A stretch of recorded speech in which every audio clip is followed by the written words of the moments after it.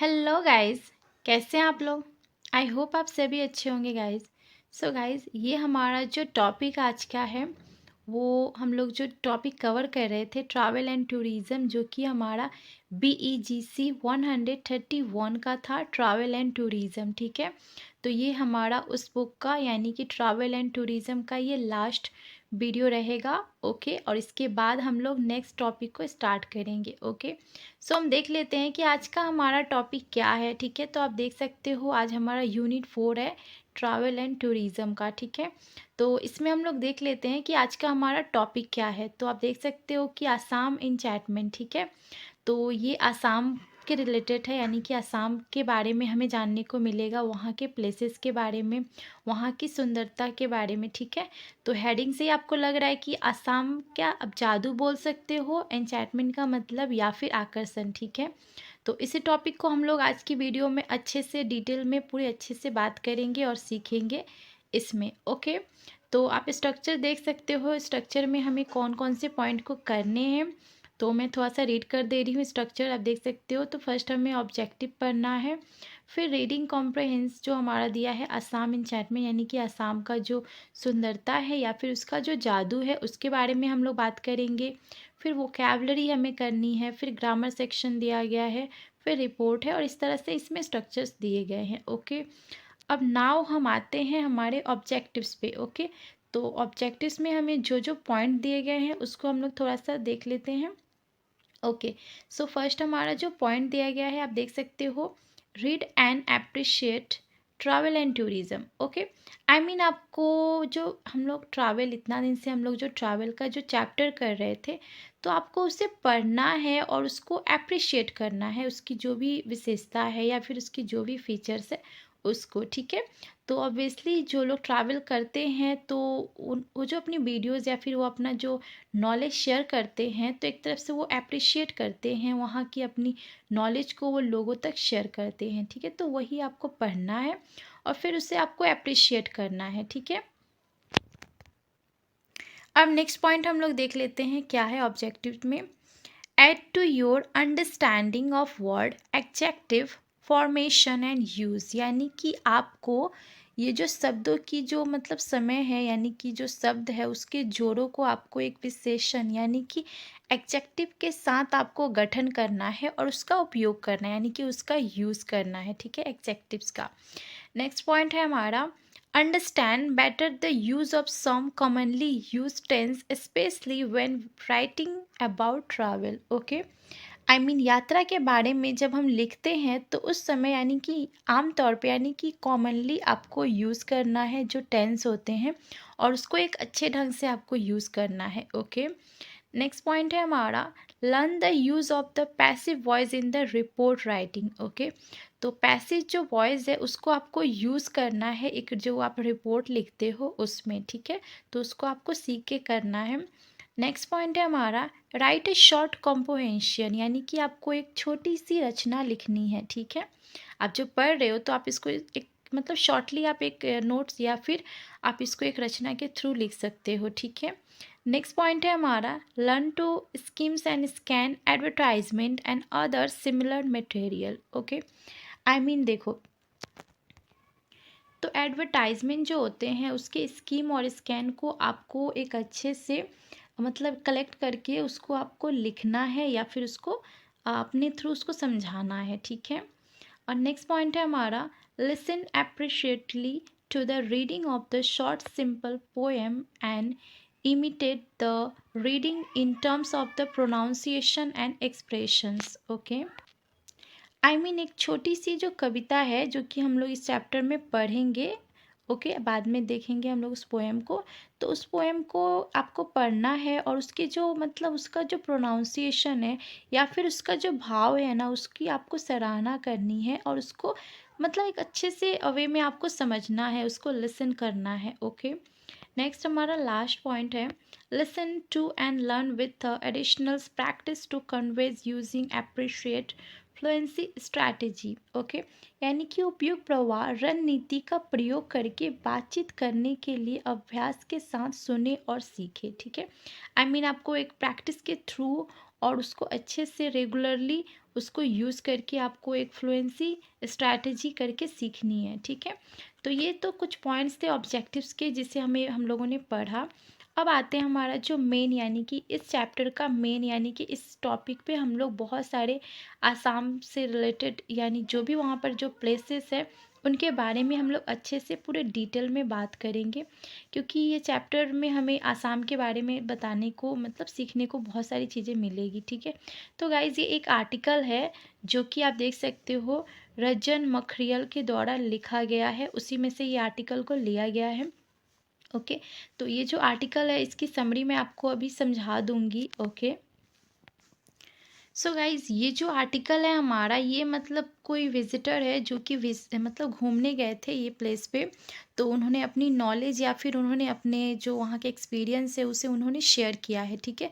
तो उसी को आपको पढ़ना है इसमें और समझना है। तो इसमें से मैं आपको थोड़ा सा डिटेल में बता दूं कि ये जो आसाम आता है तो आपको पता ही होगा कि you know that the India में हमारे 7 सिस्टर स्टेट है, ठीक है, जिनमें से हमारा आसाम भी आता है जो 7 सिस्टर्स जो स्टेट है इंडिया में। तो आसाम उसमें से एक बहुत इम्पॉर्टेंट पार्ट होता है, ठीक है। जैसे कि अरुणाचल प्रदेश हो गया, आसाम हो गया, मणिपुर हो गया, नागालैंड हो गया, त्रिपुरा, इस तरह के 7 स्टेट है, ठीक है। तो उसमें से हमारा आसाम भी आता है। तो ये जो विज़िटर है वो घूमने जाते हैं तो वही सोचते हैं कि मैं आसाम का भी यानी कि ये जो 7 स्टेट है उसमें से एक आसाम भी है तो मैं उसका भी विज़िट कर लेता हूँ। तो उन्होंने अपनी नॉलेज को यहाँ पर शेयर की है, ठीक है। तो फर्स्ट जैसे कि आसाम में आप देख सकते हो ये वाला हमारा जो मजुली है, तो इसके बारे में हम लोग थोड़ा-सा अच्छे से समझेंगे इस प्लेस के बारे में। तो जैसा कि यहाँ पर दिया गया है कि Majuli is the largest river line island in the world, ठीक है। तो हमारा ये जो प्लेस है यानी कि मजूली के बारे में आपको अगर मैं बताना चाहूँगी तो ये जो आइसलैंड है तो ये वर्ल्ड का बहुत ही फेमस आइसलैंड है, ठीक है। तो मजूली जो है यह एक ब्रह्मपुत्र नदी असम के एक छोटा सा द्वीप आप बोल सकते हो, और यह 2016 में यह भारत में जिला बनने का पहला द्वीप माना जाता है, ठीक है। ये आई थिंक यहाँ पर जो दिया गया है 886 स्क्वायर किलोमीटर में ये फैला हुआ है। पहले ये बहुत ज़्यादा मतलब कि स्थल वाला भाग था, लेकिन पानी का बहाव या फिर कटाव होने के कारण ये जो स्थल भाग है वो कि एक तरह से पानी में विलीन हो गया है, इस तरह से आप इसको बोल सकते हो। तो अभी यहाँ के जो प्लेसेस हैं, बिकॉज़ जब भी बाढ़ आता है ना तो ये तो नदी के किनारे स्थिर है, तो जिसके कारण जब भी बाढ़ या ज़्यादा बारिश होती है तो जिसके कारण यहाँ की जो स्थल भाग है वो पानी में मिल जाते हैं, और इस तरह से ये धीरे-धीरे जब ये जो प्रोसेस है वो काफ़ी लॉन्ग, और एक तरह से आप देखोगे तो अभी इसका जो प्लेस है वो बहुत ही कम बचा हुआ है, और ये जो है अधिकतर प्लेस इसका जो है पानी में मिल गया है, ठीक है। अब थोड़ा-सा हम लोग इस ये जो फ़ेमस है यानी कि मजूली जो है वो क्यों फ़ेमस है इसके बारे में हम लोग थोड़ा बात कर लेते हैं। तो मजूली जो है आपका एक तरह से बहुत ही फ़ेमस प्लेस है विज़िटर के लिए स्पेशली, बिकॉज़ ये एक बहुत ही अच्छा एक तरह से बोल सकते हो हरा-भरा प्लेस है, और यहाँ की जो नदी की जो पानी है ना वो एक तरह से आप देखोगे पॉल्यूशन फ्री है, यानी कि पॉल्यूशन बिल्कुल भी नहीं बोल सकते हो आप। बहुत ही साफ़-सुथरी है, और ये चीज़ें लोगों को बहुत यानी कि जो विज़िटर होते हैं उसको बहुत ज़्यादा अपनी ओर अट्रैक्ट करती है। तो इसलिए आप बोल सकते हो कि ये बहुत ज़्यादा फ़ेमस है, या फिर यहाँ के जो ये आइलैंड है ये लोगों को बहुत अच्छी-अच्छी चीज़ों को सीखने के या फिर उसको कैप्चर करने की चीज़ देती है। तो ये एक तरफ से बहुत ही अच्छा सोर्स है घूमने के लिए। और आप देखोगे तो ये दुनिया का सबसे बड़ा नदी द्वीप है, ठीक है। यानी कि रिवर आइसलैंड है, ये वर्ल्ड का बेस्ट या बड़ा बोल सकते हो, और इसकी सुंदरता लोगों को बहुत ज़्यादा अट्रैक्ट करती है। यहाँ पर बहुत तरह के आपको बर्ड जो है मिलेंगे देखने को, जैसे कि यहाँ पर दिया गया है various spice of the magazines of the world are found here, यानी कि बहुत तरह की चिड़ियाएँ यहाँ पर आपको देखने को मिलती है।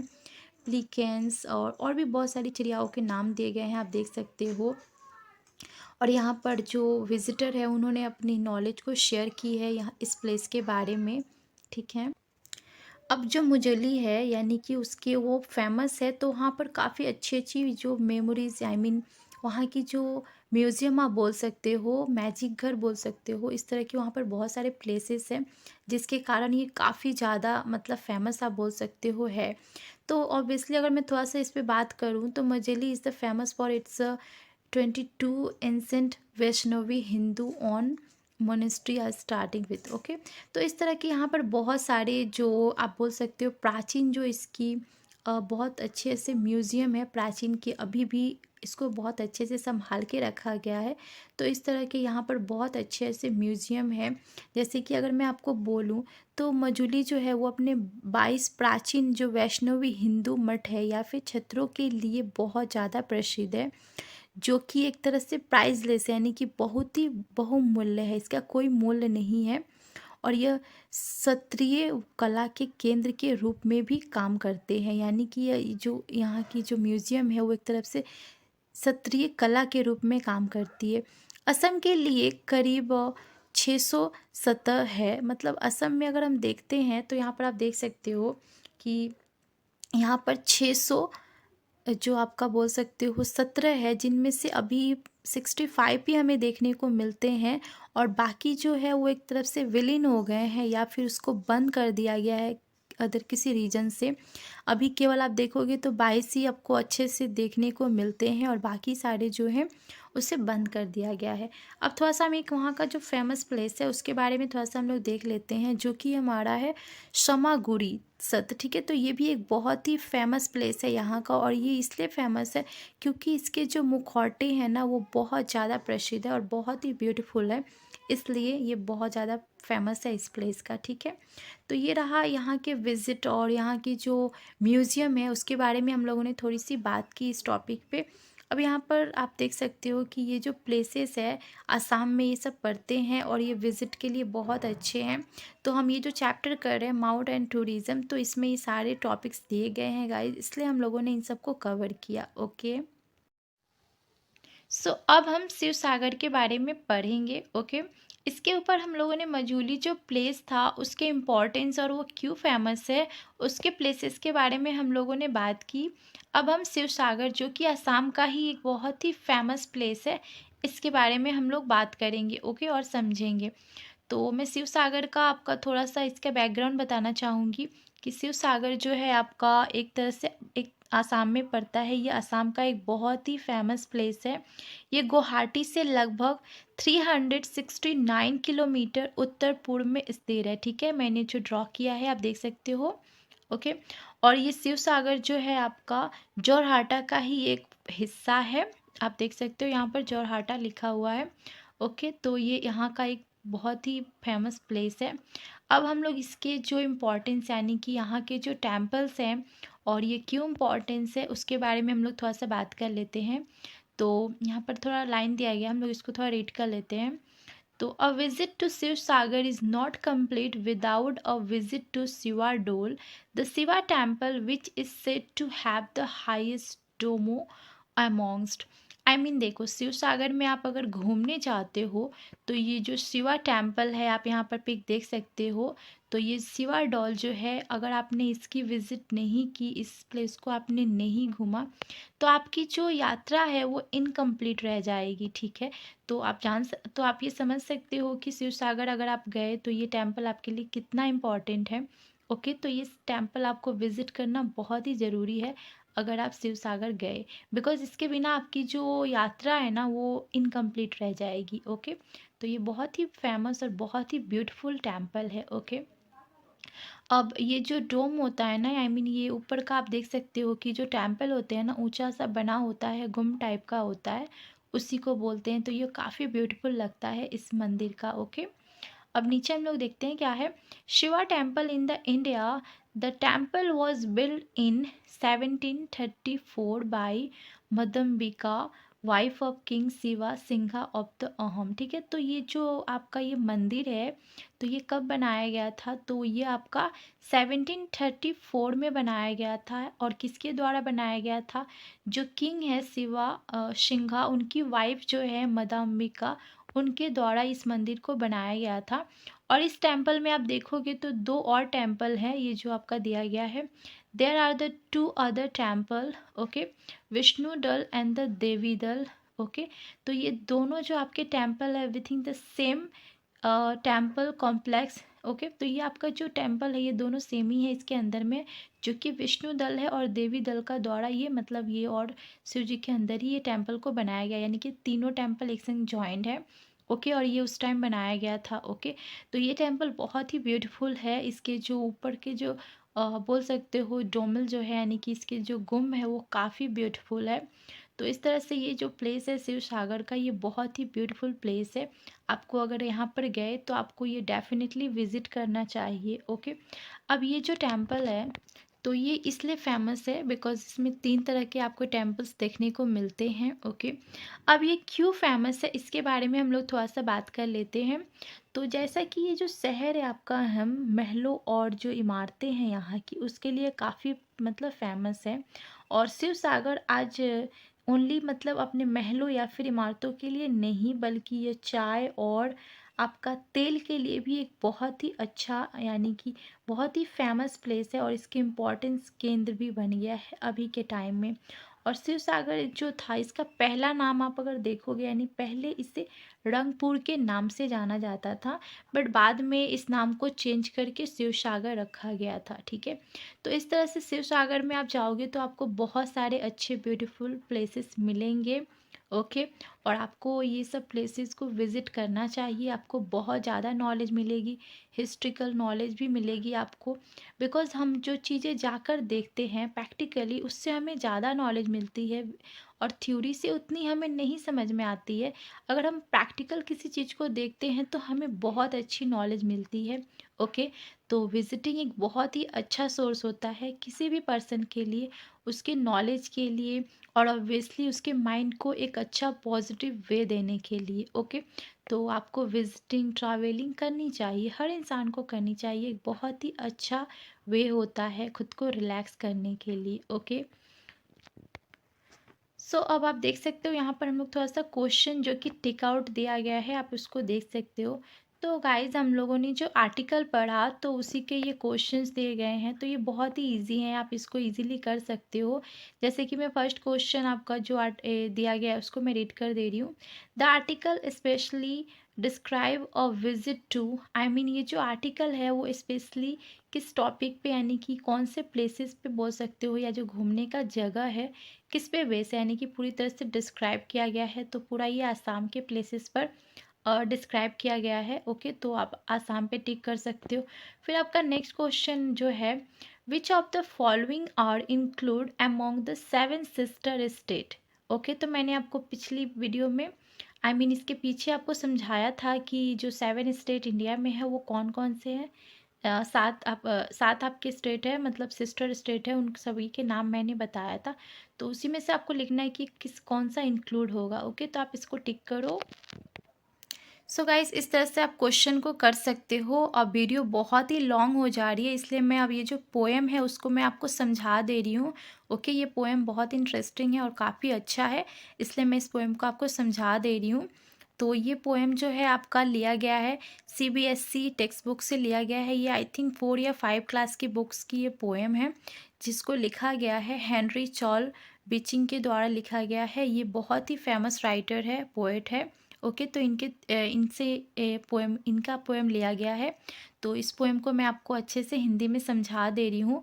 तो ये पोएम का आप हेडिंग देख सकते हो, down hill on a bicycle. Okay, तो ये जो पोएम है, इस पोएम में जो पोएट है हमारे, उन्होंने एक बच्चे के एक बॉय है जिसका उन्होंने एक्सपीरियंस यहाँ पर शेयर किया है। ठीक है, तो ये जो पोएम है आप इसको अगर समझोगे, ये 12 लाइन की आपकी पोएम है। तो इस पोएम में जो बॉय होता है वो एक डाउन हिल से बहुत ही ब्यूटीफुली मूव करके नीचे आता है और वो अपना एक्सपीरियंस को यहाँ पर शेयर करता है। ठीक है, तो फर्स्ट लाइन में ये जो 4 लाइन दी गई है तो इसमें वो बहुत ही अच्छे से अपने आप को एक बैलेंस करके बहुत ही अच्छे से वे में नीचे उतरता है। जैसे कि मैं आपको एक एग्ज़ाम्पल दिखाऊँ कि जैसे आपने इस चीज़ को एक्सपीरियंस किया होगा जब आप किसी ढलाऊ जो प्लेस होता है ना, जैसे कि ऊपर से उसका भाग ऊँचा, मतलब काफ़ी ऊँचा होता है और नीचे का जो भाग होता है वो काफ़ी स्मूथ, यानी काफ़ी नीचे तक होता है। तो वहाँ से आप जब उसको मूव करके आते हो ना, तो वहाँ से आपको अपने बॉडी को एक अच्छा मूवमेंट करना पड़ता है और वो एक्सपीरियंस बहुत ही अच्छा होता है। आई मीन आपको एक तरह से अपने बॉडी पे काफ़ी अच्छा सा बैलेंस होना चाहिए और आप आते हो, ये आई थिंक जो साइकिल चलाते हैं उनको अच्छे से इसका एक्सपीरियंस होगा, ठीक है। तो उन्हीं के ऊपर इस पोएम को आई मीन वेस्ट किया गया है, उस पे बताया गया है, ठीक है। तो वही जो बॉय है वो एक बहुत ही अच्छे वे में ऊपर से नीचे आता है और नेक्स्ट जो 4 लाइन है उसमें वो बताता है कि देखो कि मैं कितना एक तरह से मैं केयरलेस नहीं हूँ, मैं बहुत ही क्राई से नीचे आ रहा हूँ, आई मीन बहुत ही पॉजिटिव वे में नीचे आ रहा हूँ और मुझे एक अच्छा एक्सपीरियंस हो रहा है और जैसे लग रहा है कि हवा जो है ना वो मुझे एक तरह से छू रहा है। आई मीन लग रहा है कि मैं हवा के साथ चल रहा हूँ, हवा के संग फ्लो कर रहा हूँ और मुझे बहुत ही अच्छा लग रहा है। और नेक्स्ट जो 4 जो लाइन है उसमें जो बॉय है वो बोलता है कि oh bird see bird I fly in is this is your joy. I mean इस लाइन में वो बॉय जो है वो बोलता है कि देखो चिड़िया, मैंने वो चिड़िया से बोलता है, चिड़िया जो वहाँ पर उड़ती हैं तो उनसे वो बात करता है, बोलता है कि देखो चिड़िया मेरे पास भी पंख है और मैं भी उड़ सकता हूँ, मुझे ऐसा फ़ील हो रहा है कि मैं भी फ्लाई कर रहा हूँ और मुझे ये फ़ील बहुत अच्छा लग रहा है कि मैं तो ये फ़र्स्ट टाइम एक्सपीरियंस कर रहा हूँ बट तुम तो इसे रोज़ एक्सपीरियंस करते हो तो तुम्हें कितनी खुशी होती होगी और वही खुशी मुझे हो रही है। मैं एक तरह से बहुत ही अच्छा, ये मेरे लिए एक गोल्डन मोमेंट है और मैं तुम्हारे साथ ये शेयर कर रहा हूँ, मुझे बहुत अच्छा लग रहा है। तो इस तरह से ये जो बॉय है ना तो ये डाउन हिल से जब नीचे उतरता है तो ये अपना एक्सपीरियंस जो है वो शेयर करता है और अपने जॉय को वो शेयर करता है। हवा जो है उसे लगता है कि उसके फेस को, उसके पूरी बॉडी को एक तरह से छू कर जाती है, वो हवा को पूरी तरह से महसूस करता है, एक अच्छा सा जॉयफुल उसे मिलता है, उसे ऐसा लगता है कि उसके विंग्स आ गए हैं और वो एक चिड़िया की तरह फ्लाई कर रहा है, ठीक है। तो ये जो आपकी 12 लाइन की पोएम है इसमें पोएट ने अपने एक्सपीरियंस को आई मीन एक बॉय के थ्रू उन्होंने यहाँ पर शेयर किया है, ओके। तो आई होप गाइज़ आपको ये पोएम जो है वो समझ में आया होगा, ओके। तो इस तरह से मैंने इस चैप्टर को आपको अच्छे से समझा दिया। आई होप आपको ये चैप्टर अच्छे से समझ में आ गया होगा। अब इसके बाद हमारा जो आई मीन ब्लॉग बचा हुआ है उसको हम लोग कंप्लीट करेंगे गाइज़। और प्लीज़ गाइज़ वीडियो बनाने में बहुत टाइम लगता है, तो अगर आपको अच्छा लगे तो please like and share and subscribe and कुछ डाउट हो तो please comment, okay. And thanks for watching this video guys and bye.